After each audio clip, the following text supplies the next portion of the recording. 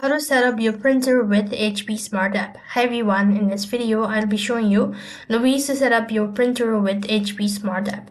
So in order to set up your printer with HP Smart App, you have to follow this step. First of all, make sure your device and printer are connected to the same network.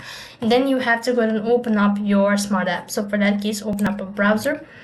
And when you open up a browser on the web address bar, type in www.support.hp.com. When you type in the link, it's going to take you to the official page where you can go and log in into your Smart App. So first of all, make sure that you've already installed the following application. And when you have done that, you need to scroll down a bit, and then you'll be able to find this option as sign in. You can go ahead and tap the sign in button from the top right hand side corner, enter in your credential and log in into your account. Now once you're signed into your account, wait for a few minutes for the HP Smart App to reconnect and update the printer connection status.